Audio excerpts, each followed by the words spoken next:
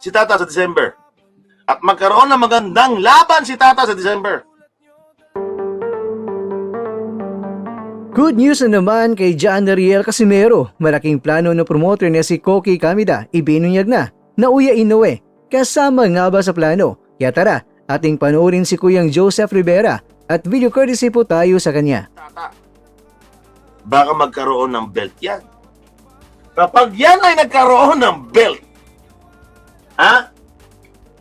at may belt ang kalaban niya sa December, that is considered a 4 division. Bigla ang aakyat sa 4 division. Kung sino man yan na ewan ko na ha, yan ang picture. Ngayon, nasa 4 division na tayo. This year ang bilis, di ba? This year, wala ba kayong nakikita next year na si Tata ay pwede maging 5 division?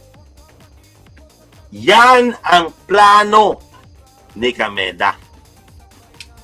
Do you guys agree sa mga nangyayari? That's it. That's the end. Ano ba na-miss ko dito? 126, 122, ano ba to? Okay, yan. Ito yung pinakadulo. Ito yung pinaka-importante sa tatlong plano natin. Unang-una, sa kontrata ni Kameda. 1, 2, 3. 1, 2, 3. Asawa ni Marie. 1, 2, 3. May plano si Kameda. Sabi ni Kameda, first fight, isasalang kita sa eliminator. Second fight, isasalang kita sa championship. Basta tuloy-tuloy ang panalo Third fight, walang Inoue. Wala ko sinasabing Inoue dito Third fight mo,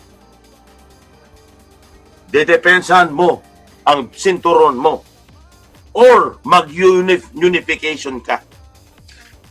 Ayan Ngayon, importante ba si Inoue? Tingin ko si Inoue ay checkmate. Habang si Tata ay panalo, kahit anong timbang pa yan, kahit anong sanction pa yan, oh yeah, boom, panis.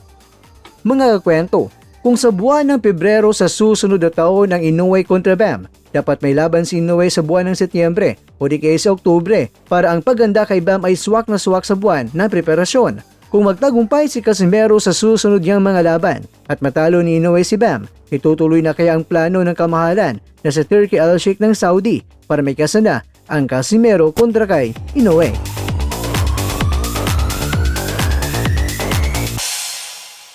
Sa bawat suntok, may pangarap sa bawat... Mga kakwento, hanggang dito na lang muna ang ating kwentuhan. Huwag kalimutan na mag-like, share at subscribe.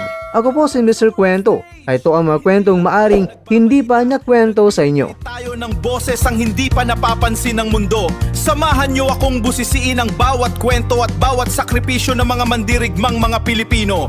Ito ang kwentong di pa nakwento. Pilipinas para sa mundo. Pilipinas para sa mundo.